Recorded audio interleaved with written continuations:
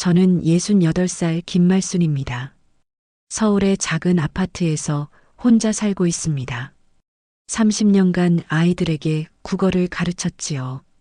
교단에 서 있을 때는 매일이 바빴고 아이들의 웃음소리로 가득 찼지만 지금은 조용합니다. 너무 조용하단 생각이 들 때가 많습니다. 남편은 5년 전에 먼저 떠났습니다. 갑작스러운 심장마비였어요. 그날 아침만 해도 평소와 다름없이 신문을 읽으며 커피를 마시던 사람이 저녁에는 이 세상 사람이 아니게 되었지요. 인생이란 참 알 수 없는 것입니다.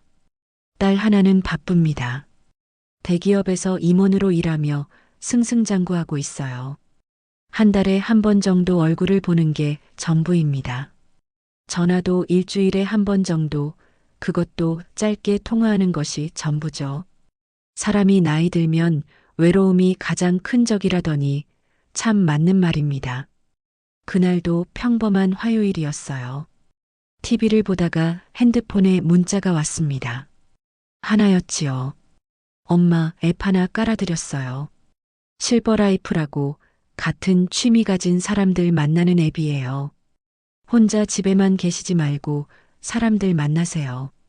아이디랑 비밀번호 문자로 보냈으니까 한번 들어가 보세요. 처음엔 귀찮았습니다. 이 나이에 무슨 앱이냐고 투덜거렸지요.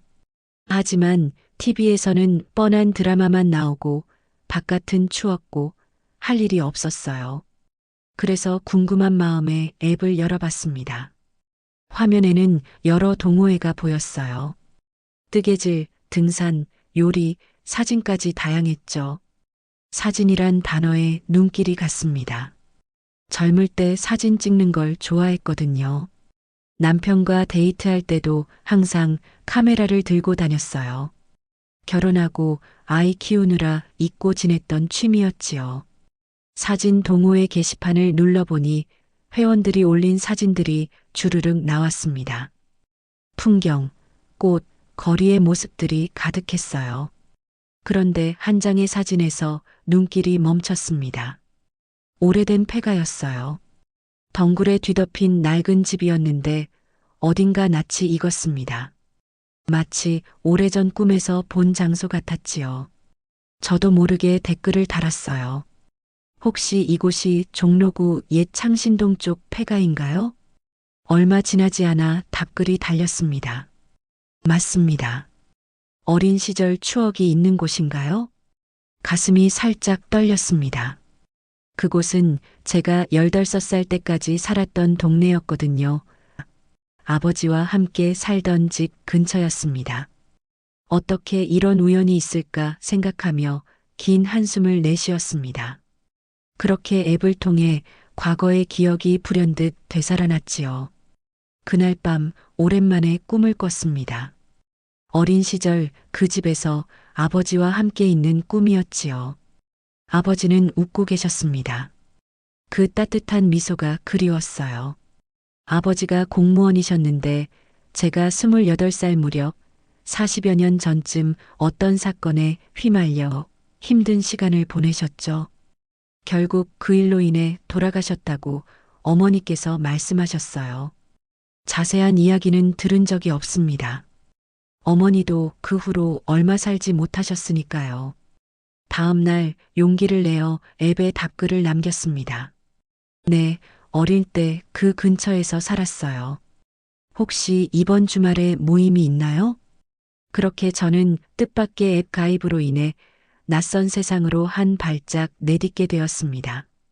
그리고 그것이 제 인생을 완전히 바꿔놓을 줄은 그때는 몰랐지요. 인생은 때로 우연처럼 보이는 작은 선택으로 인해 완전히 다른 방향으로 흘러갑니다. 마치 큰 강물이 작은 바위 하나로 인해 방향을 바꾸듯이요. 그날 저녁 저는 오랜만에 마음이 설레는 느낌으로 잠자리에 들었습니다. 내일은 어떤 일이 기다리고 있을까 하는 기대감 때문이었을까요? 창밖으로 보이는 도시의 불빛들이 평소보다 더 반짝이는 것처럼 느껴졌습니다. 마치 제게 뭔가 말을 걸어오는 것 같았지요. 오랜만에 느끼는 기분이었습니다. 살아있다는 느낌, 무언가 기대할 수 있다는 느낌이었습니다. 토요일 아침, 설렘과 긴장감으로 잠에서 깼습니다. 오늘은 사진 동호회 첫 모임이 있는 날이었거든요. 무엇을 입어야 할지 한참을 고민했습니다.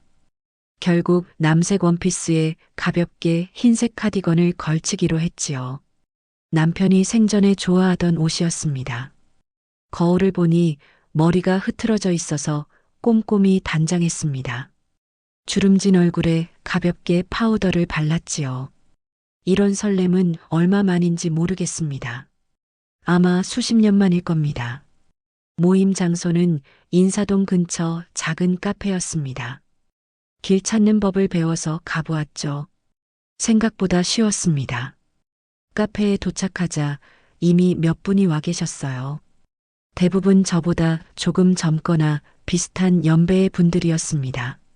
모두 5명 정도 모였고 서로 인사를 나눴지요. 다들 친절했습니다. 혼자 사는 분들이 많더군요. 그래서인지 서로를 이해하는 눈빛이었습니다. 그때였어요. 카페 문이 열리고 한 분이 들어오셨습니다. 키가 크고 말랐으며 깔끔한 회색 셔츠에 감색 바지를 입은 노신사였어요. 70대 후반 정도 되어 보였지만 허리가 꼿꼿했고 걸음걸이도 힘이 있었습니다. 하지만 가장 인상적인 건 그분의 눈빛이었어요.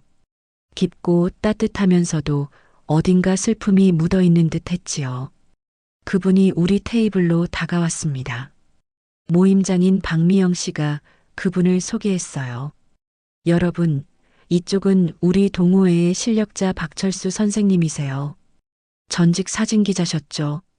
박철수 씨는 차분하게 고개를 숙여 인사했습니다. 그리고 테이블을 둘러보다가 제게 시선이 멈췄어요. 그 순간 묘한 감정이 밀려왔습니다. 어딘가 낯이 익었어요. 그런데 어디서 만났는지 기억이 나지 않았지요. 박철수 씨가 내 옆자리에 앉았습니다. 그리고 조용히 말했지요. 혹시 낯이 익으신데요? 저도 모르게 대답했습니다. 저도 그래요. 이상하게 어디서 뵌 것 같은데요. 그는 부드럽게 미소 지었습니다. 인연이란 참 묘한 거죠. 제가 올린 페가 사진에 댓글 다신 분이신가요? 가슴이 살짝 뛰었습니다. 네, 맞아요. 그 사진이 제 어린 시절 기억을 떠올리게 했어요. 모임은 화기애애하게 진행됐습니다. 각자 자기소개를 하고 좋아하는 사진 스타일에 대해 이야기했지요. 박철수 씨는 주로 듣기만 했습니다. 가끔 고개를 끄덕이거나 짧게 의견을 내는 정도였지요. 그런데 말을 할 때마다 모두가 귀를 기울였습니다.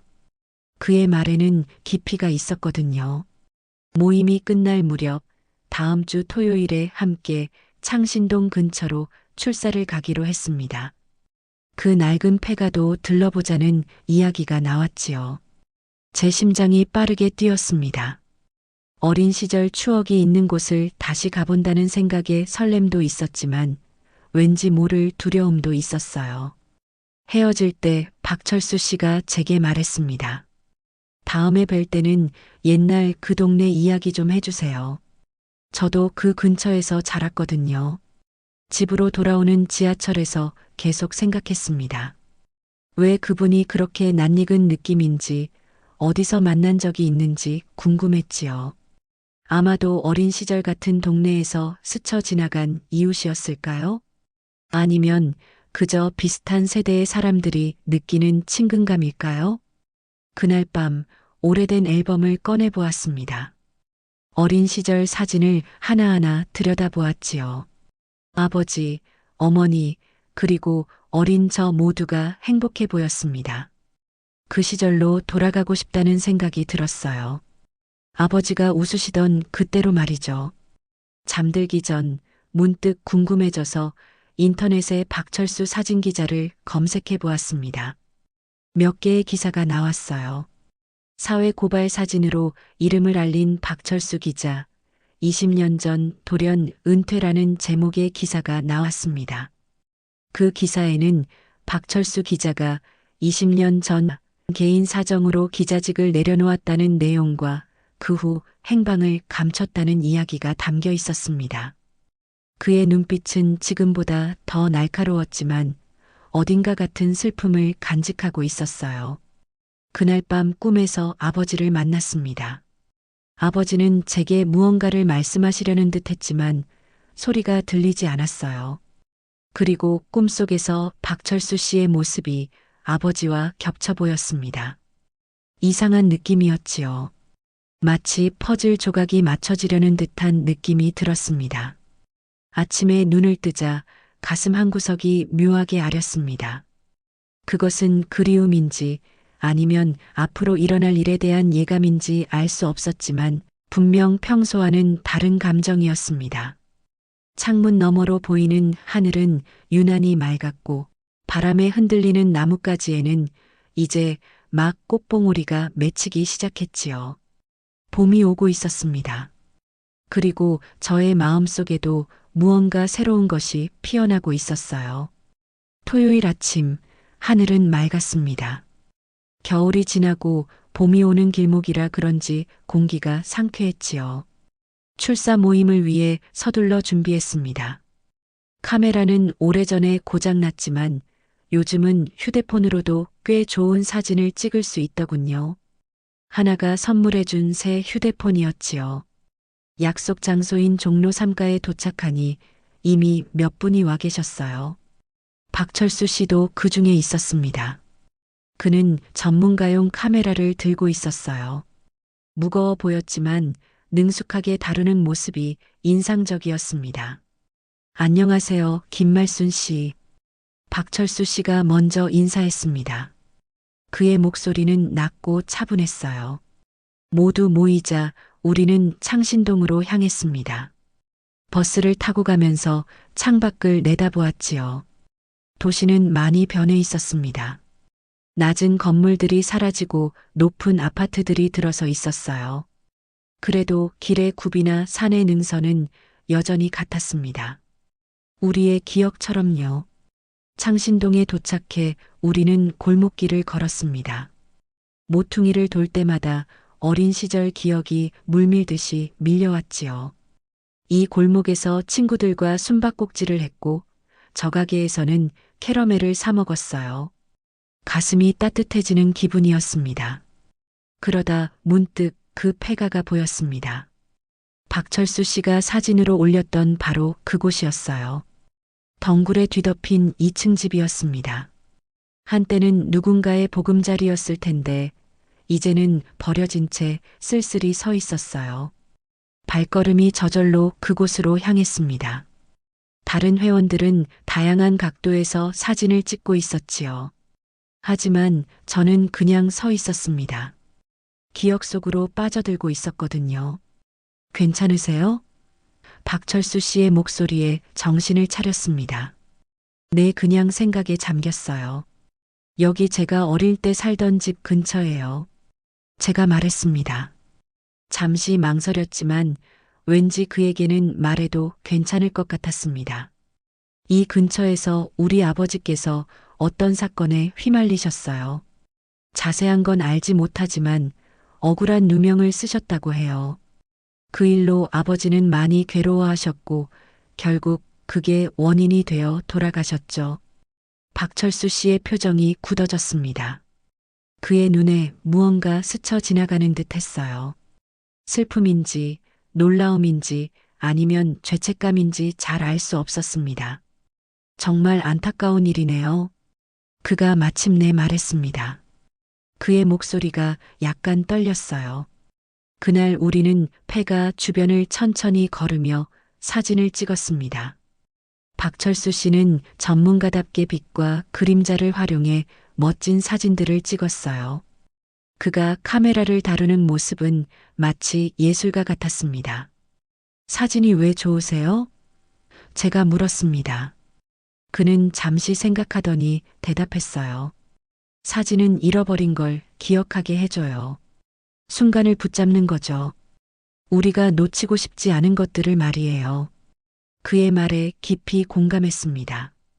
저도 그래서 젊을 때 사진을 좋아했나 봐요. 잃어버리기 싫은 순간들을 붙잡고 싶어서요.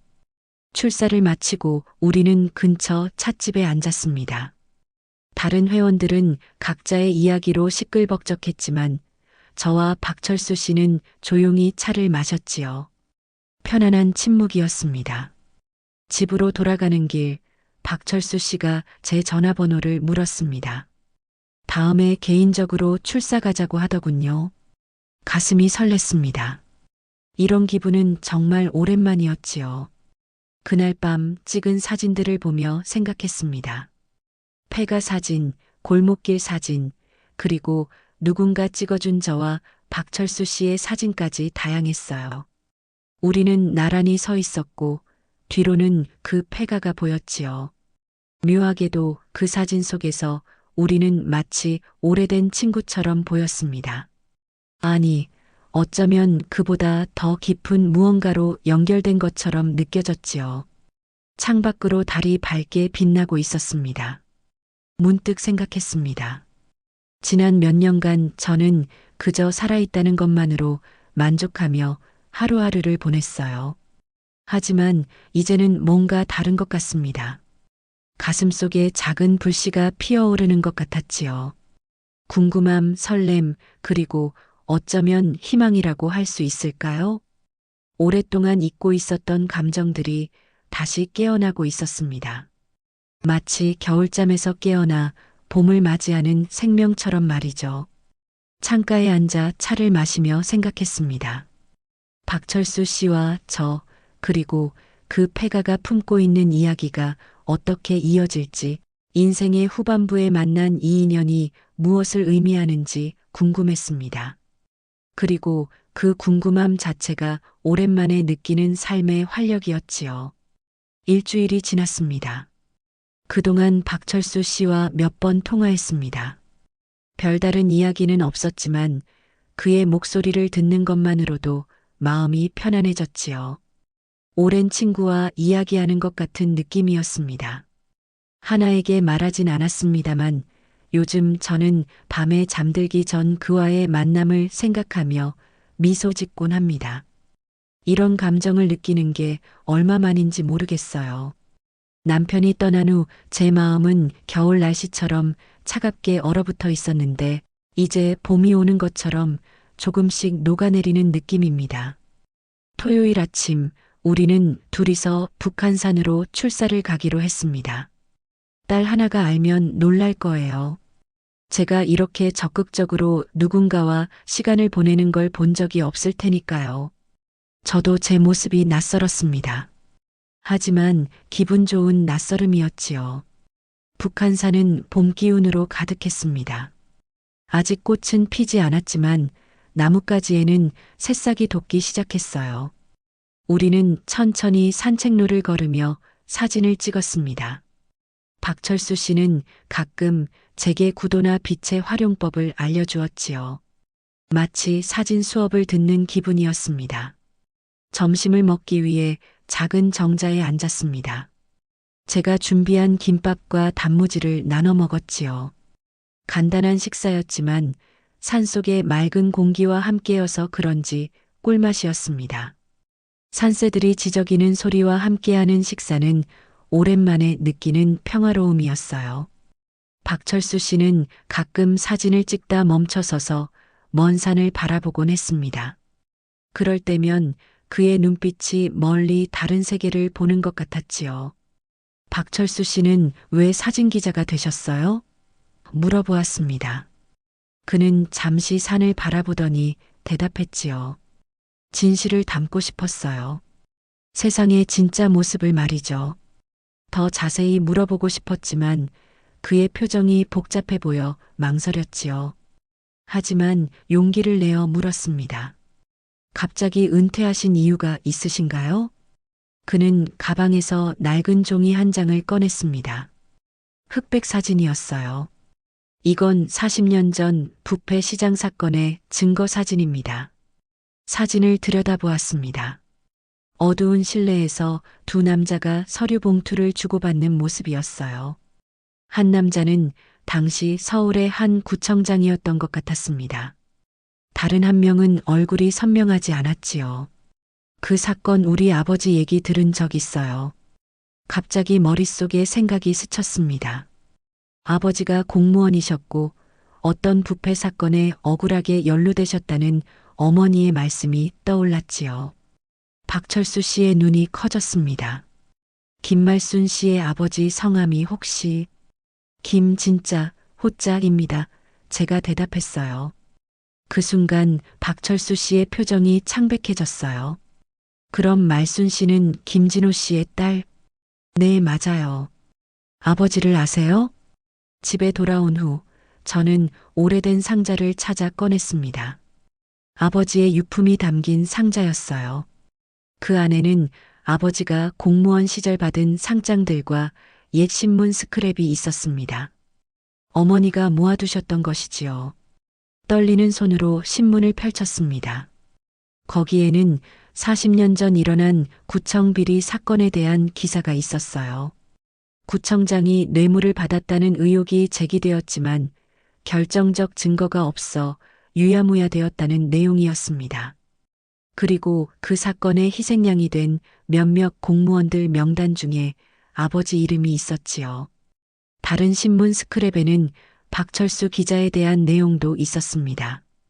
박철수 기자가 결정적인 증거 사진을 갖고 있었으나 어떤 이유로 공개하지 않고 갑자기 사표를 던진 후 잠적했다는 것이었습니다. 머리가 어지러웠어요. 아버지와 박철수 씨, 그리고 그 사진이 어떻게 연결되는지 짐작이 갔습니다. 만약 그때 박철수 씨가 그 사진을 공개했다면 아버지는 누명을 쓰지 않았을지도 모릅니다. 그리고 어쩌면 지금도 살아계셨을지도 모르지요. 그날 밤 저는 잠을 이루지 못했습니다. 박철수 씨와의 만남과 사진 속에 담긴 비밀이 머릿속을 맴돌았지요. 아버지와 박철수 씨, 그리고 그 부패 사건이 어떻게 연결되는지 자꾸만 생각했습니다. 창밖으로 보이는 달빛이 유난히 차갑게 느껴졌습니다. 어쩌면 이 만남은 우연이 아닐지도 모른다는 생각이 들었지요. 세상에 이런 우연이 있을까요? 박철수 씨가 올린 사진을 보게 되고 그 사진이 제 어린 시절 살던 곳이었다니요. 다음 날 아침 아버지의 유품 상자를 다시 꺼내 세밀히 살펴보기 시작했습니다. 어머니가 간직해 두셨던 서류철 하나를 발견했지요.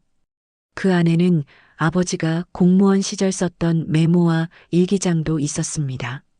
일기장을 펼쳐보니 40년 전 그 사건에 대한 기록이 있었습니다. 아버지는 구청에서 일하면서 구청장의 비리를 우연히 알게 되셨다고 적혀 있었습니다. 하지만 증거가 없어 고민하셨던 흔적이 보였지요. 진실을 밝혀야 하는데 증거가 없다. 어떻게 해야 할까? 이어지는 페이지에서 아버지는 언론사의 한 사진기자와 만났다는 기록을 남기셨더군요. 이름은 적혀 있지 않았지만 박철수 씨였을 거라는 확신이 들었습니다. 그 기자는 결정적 증거 사진이 있다고 했다. 이제 진실이 밝혀질 것이다. 하지만 몇 주 후 일기에는 절망감이 담겨 있었지요. 그 사진은 결국 공개되지 않았다. 대신 내가 희생양이 되었다. 왜 그 기자는 약속을 지키지 않았을까? 가슴이 아팠습니다. 아버지는 진실을 밝히려 했지만 오히려 누명을 쓰셨군요. 그리고 그 일로 인한 충격과 스트레스가 결국 아버지의 건강을 해쳐 돌아가시게 된 원인이 되었다고 어머니께서 말씀하셨던 기억이 떠올랐습니다. 눈물이 흘렀지요. 아버지의 억울함과 슬픔이 고스란히 전해져 오는 것 같았습니다. 그때 전화벨이 울렸습니다. 박철수 씨였어요. 말순 씨, 어제 일은 정말 죄송합니다. 제가 더 자세히 설명드려야 할 것 같습니다. 침묵이 흘렀습니다. 제 안에는 분노와 슬픔이 교차했지요. 하지만 동시에 진실을 알고 싶다는 마음도 컸습니다. 무슨 설명이 필요한지 모르겠네요. 아버지가 그렇게 되신 데는 당신도 책임이 있지 않나요? 전화기 너머로 깊은 한숨소리가 들렸습니다. 그래요, 책임이 있습니다. 그래서 40년 동안 후회하며 살았어요. 직접 만나서 이야기할 수 있을까요? 저는 잠시 망설였지만 결국 만나기로 했습니다. 진실은 알아야 했으니까요. 다음 날 저희는 한강공원 벤치에서 만났습니다. 박철수 씨는 평소보다 더 초조해 보였어요. 손에는 낡은 서류 가방을 들고 있었지요. 내가 왜 그 사진을 공개하지 않았는지 설명해 드리려고 합니다.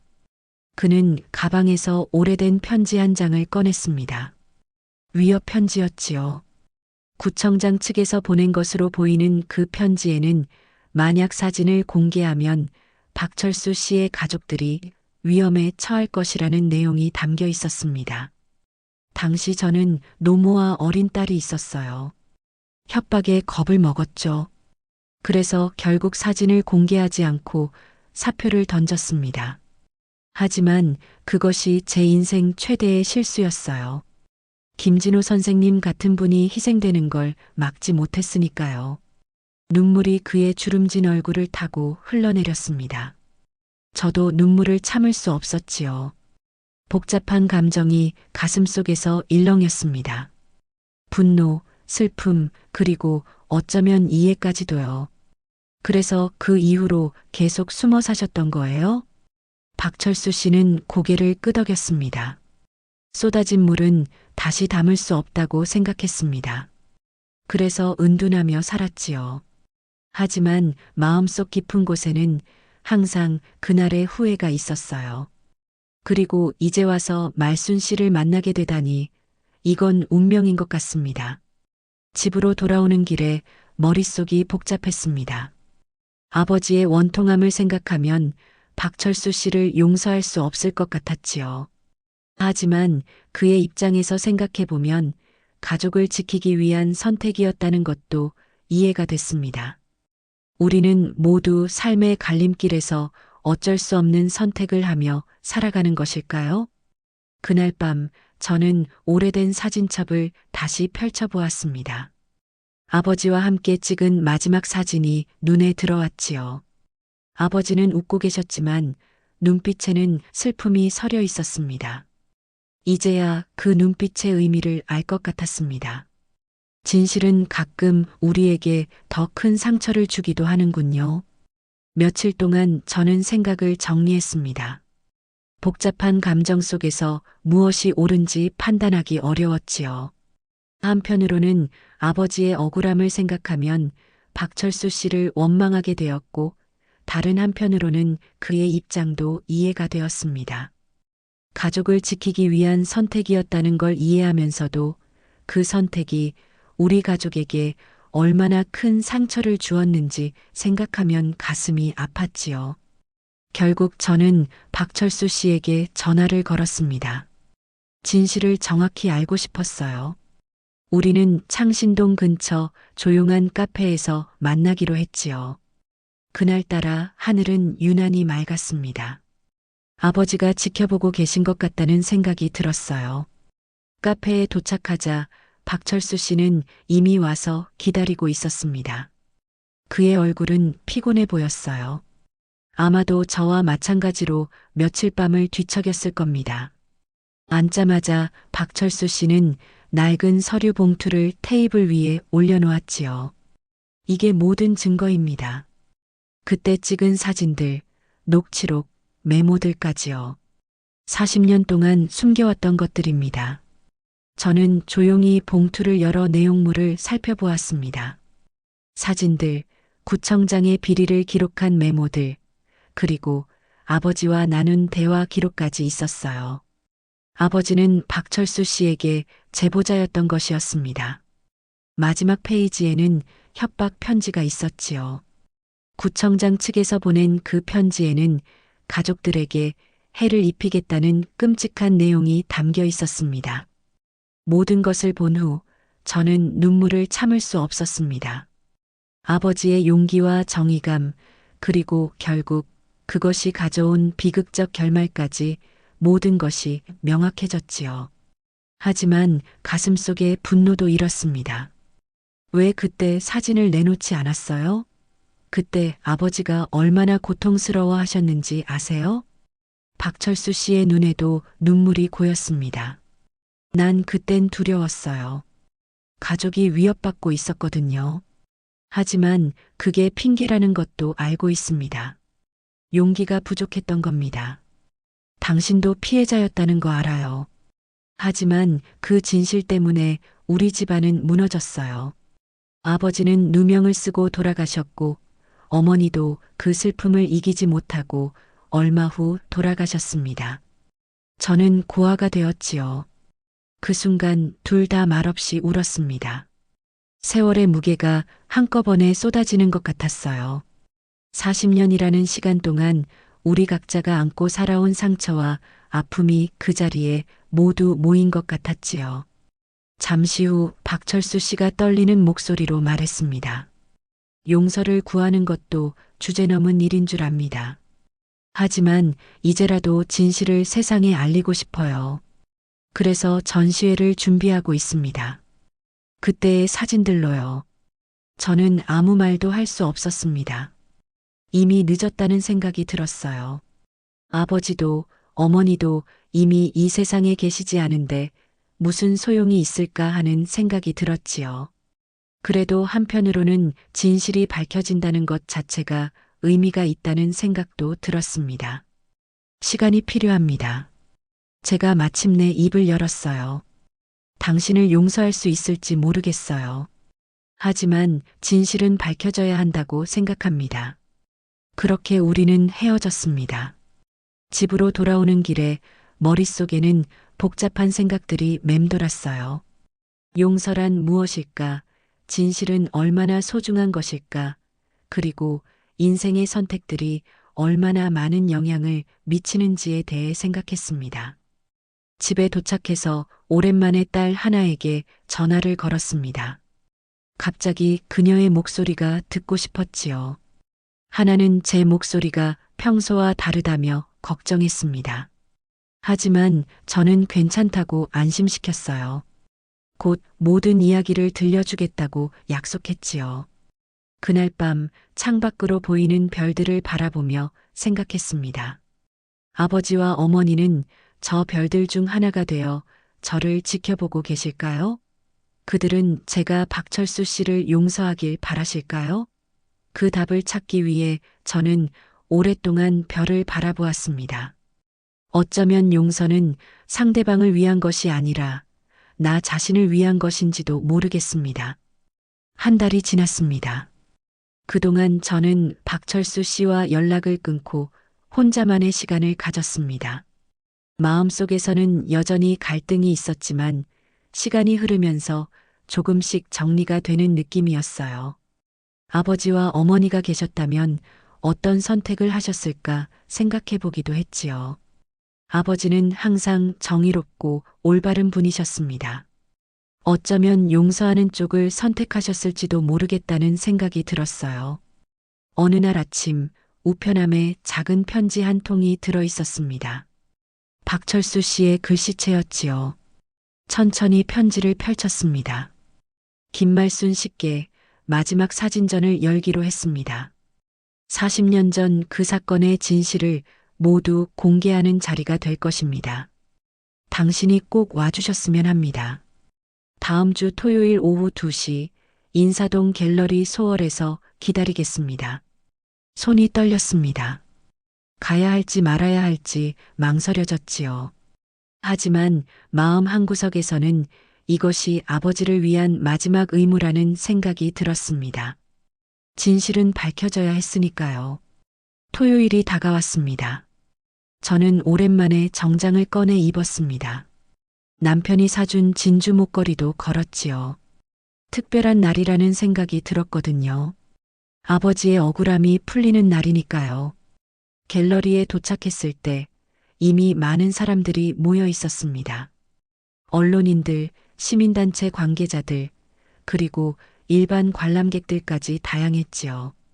입구에는 진실을 기억하며 박철수 사진전이라는 제목이 붙어 있었습니다. 안으로 들어서자 박철수 씨가 저를 발견하고 다가왔습니다. 그의 표정은 긴장되어 있었지만 동시에 결연해 보였어요. 그는 조용히 고개를 숙여 인사했습니다. 갤러리 벽면에는 다양한 사진들이 걸려 있었습니다. 사회의 부조리를 고발하는 사진들, 소외된 이들의 모습을 담은 사진들, 그리고 마지막 벽면에는 그 부패 사건과 관련된 사진들이 전시되어 있었지요. 그 중에서도 가장 눈에 띄는 것은 구청장이 뇌물을 받는 결정적 순간을 포착한 그 사진이었습니다. 사진 옆에는 자세한 설명과 함께 사과문이 있었어요. 전시회 중간에 박철수 씨가 모인 사람들 앞에서 짧은 연설을 했습니다. 그는 마이크를 잡고 천천히 말을 시작했지요. 이 사진이 제 인생의 부끄러움이었습니다. 이제 공개합니다. 비록 늦었지만 진실은 언젠가는 밝혀져야 한다고 믿습니다. 그의 진심 어린 말에 갤러리는 잠시 조용해졌습니다. 그리고 누군가 박수를 치기 시작했고 이내 모든 사람들이 함께 박수를 쳤지요. 저도 모르게 따라 박수를 치고 있었습니다. 그것은 아버지를 위한 박수이기도 했어요.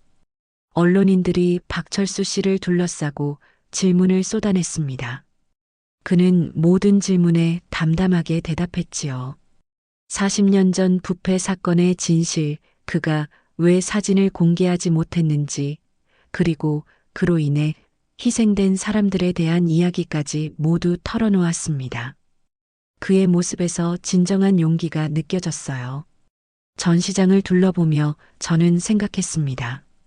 진실이란 때로는 이렇게 오랜 시간이 지나서야 빛을 볼 수 있는 것인지, 그리고 그 진실을 위해 얼마나 많은 사람들이 희생되어야 하는지에 대해 말이지요. 아버지는 그 희생자 중 한 명이었습니다. 하지만 이제 그의 이름이 깨끗해졌다는 것, 그것만으로도 위안이 되었습니다. 전시회가 끝날 무렵 박철수 씨는 저에게 다가와 작은 상자를 건넸습니다. 열어보니 그 안에는 아버지와 그가 함께 찍은 사진 한 장이 있었지요. 아버지는 젊은 모습이었고 박철수 씨도 지금보다 훨씬 젊었습니다. 두 사람 다 카메라를 들고 있었어요. 당신 아버님과 나는 사실 같은 목표를 가지고 있었습니다. 진실을 알리는 것 말이지요. 하지만 저는 그 목표를 이루지 못했습니다. 이제라도 진실이 세상에 나왔네요. 제 마음속에서 무언가가 녹아내리는 느낌이 들었습니다. 완전한 용서까지는 아니더라도 이해할 수 있게 되었지요. 인생은 때로는 우리가 원하는 대로 흘러가지 않습니다. 하지만 결국에는 진실이 밝혀지는 것, 그것이 중요한 것 같아요. 갤러리를 나오며 깊은 숨을 들이마셨습니다. 하늘은 유난히 맑았고 마치 아버지가 모든 것을 지켜보고 계신 것 같은 느낌이 들었어요. 가슴속에 남아있던 무거운 응어리가 조금씩 풀리는 듯 했습니다. 오랜 시간 품어온 아픔이 서서히 치유되는 과정이 시작된 것 같았지요. 동행했던 기자 한 명이 제게 다가와 물었습니다. 이제 어떤 심정이신가요? 한참을 생각한 끝에 대답했습니다. 이제라도 진실이 세상에 나왔네요. 아버지가 보고 계시다면 기뻐하실 거예요. 집으로 돌아오는 길, 머릿속에는 많은 생각이 맴돌았습니다. 용서와 화해, 그리고 새로운 시작에 대한 생각이었지요. 어쩌면 이것이 제게 주어진 새로운 기회일지도 모르겠다는 생각이 들었습니다. 전시회를 다녀온 후 저는 많은 생각을 했습니다. 박철수 씨와 아버지의 인연, 그리고 제가 그와 다시 만나게 된 것까지, 이 모든 것이 우연일까요? 아니면 운명이라고 해야 할까요? 가만히 생각해 보니 인생이라는 긴 여정에서 사람과 사람은 이렇게 만났다 헤어졌다 하면서 서로의 삶에 흔적을 남기는 것 같습니다. 마치 강물이 바위에 부딪혀 흐름이 변하듯 우리도 누군가를 만나 인생의 방향이 바뀌기도 하지요. 일주일 후 박철수 씨에게서 전화가 왔습니다. 그는 조심스럽게 말을 꺼냈습니다. 전시회 끝나고 생각을 많이 했습니다. 말순 씨를 다시 만나고 싶은데 괜찮을까요? 잠시 망설였지만 저는 동의했습니다. 어쩌면 새로운 시작이 필요한 때인지도 모르겠다는 생각이 들었지요. 우리는 전시회가 열렸던 갤러리 근처 카페에서 만나기로 했습니다. 그날은 유난히 따뜻한 봄날이었습니다. 나무들은 싱그러운 새잎을 틔우고 있었고 길가에는 꽃들이 피어나고 있었지요. 마치 새로운 시작을 암시하는 것 같았습니다. 카페에 도착했을 때 박철수 씨는 이미 와서 기다리고 있었습니다. 테이블 위에는 작은 꽃다발이 놓여 있었어요. 박철수 씨는 어깨를 펴고 앉아 있었습니다. 전시회 이후 마음의 짐을 내려놓은 듯 그의 얼굴은 한결 편안해 보였지요. 우리는 차를 마시며 이런저런 이야기를 나눴습니다. 그는 요즘 다시 사진 작업을 시작했다고 했어요. 오랫동안 접어두었던 카메라를 다시 들었다는 것입니다. 이제 내 사진에는 거짓이 없어요. 진실만을 담고 싶습니다. 그의 말에 깊이 공감했습니다. 저도 마찬가지로 이제는 더 이상 과거에 묶여 있지 않고 앞으로 나아가고 싶었지요. 앞으로 당신 사진에 나도 함께 담아주세요. 제 말에 박철수 씨의 눈이 반짝였습니다. 그는 웃으며 고개를 끄덕였지요. 그 순간 마음속에 따뜻한 기운이 퍼져나갔습니다. 마치 오랫동안 얼어있던 호수에 봄바람이 불어 얼음이 녹아내리는 것 같은 느낌이었어요. 그날 이후 우리는 자주 만나게 되었습니다. 함께 출사를 다니기도 하고 전시회를 보러 가기도 했지요. 박철수 씨는 제게 사진 찍는 법을 더 자세히 가르쳐 주었고 저는 그에게 제가 쓴 시를 읽어주기도 했습니다. 서로의 취미를 공유하면서 우리는 점점 가까워졌지요. 딸 하나는 제가 이렇게 변한 모습을 보고 놀라워했습니다. 어머니가 이렇게 활기차고 행복해하는 모습을 오랜만에 본다고 했지요. 처음에는 박철수 씨와의 관계를 이해하지 못했지만 그와 몇 번 만나고 나서는 그도 좋은 사람이라는 것을 인정했습니다. 오늘 아침 우리는 함께 한강공원을 산책했습니다. 박철수 씨는 새로 산 카메라로 강가의 풍경과 사람들의 모습을 담았지요. 저는 그의 옆에서 조용히 그 모습을 지켜보았습니다. 68살의 나이에 이런 감정을 다시 느낄 수 있다는 것이 놀라웠어요. 인생은 참 신비롭습니다. 끝이라고 생각한 순간이 사실은 새로운 시작일 수도 있다는 것을 이제야 깨닫게 되었지요. 박철수 씨는 카메라에서 눈을 떼고 저를 바라보았습니다. 그의 눈빛은 따뜻했고 그 안에는 깊은 애정이 담겨 있었어요. 우리는 말없이 서로를 바라보았습니다. 때로는 말보다 눈빛이 더 많은 것을 전달하는 것 같아요. 말순 씨, 감사합니다. 당신이 없었다면 저는 여전히 과거에 갇혀 살았을 거예요. 그의 말에 미소를 지었습니다. 사실 제가 더 감사해야 하는 사람이었지요. 박철수 씨 덕분에 저는 아버지의 진실을 알게 되었고 오랫동안 가슴속에 품어온 의문을 해소할 수 있었으니까요. 강가에 앉아 우리는 함께 햇살을 만끽했습니다. 봄바람이 살랑살랑 불어오고 멀리서는 아이들의 웃음소리가 들려왔지요. 문득 생각했습니다. 사람의 인연은 한 장의 사진 같아서 멀리 돌아와도 결국 한 프레임 안에 다시 들어온다는 것을요. 박철수 씨와 저, 그리고 우리의 과거와 현재가 모두 하나의 사진 속에 담겨 있는 것처럼 말입니다. 이제 우리는 함께 새로운 추억을 만들어 갈 것입니다. 과거의 아픔을 치유하고 남은 인생을 의미 있게 살아가는 법을 배우고 있지요. 나이가 들어도 사랑하고 용서하고 새로운 시작을 할 수 있다는 것, 그것이 제가 이 나이에 깨달은 가장 소중한 교훈인 것 같습니다. 오늘 저녁 박철수 씨와 저는 작은 사진관에 들러 함께 사진을 찍을 예정입니다. 그 사진을 딸 하나에게 보내려고 해요. 이제는 모든 것을 받아들이고 새로운 시작을 알리는 의미에서요. 인생의 후반부에 만난 동반자와 함께하는 이 시간이 참으로 감사합니다. 다음 이야기에서 또 다른 감동으로 찾아뵙겠습니다. 오늘도 함께 해주셔서 감사합니다.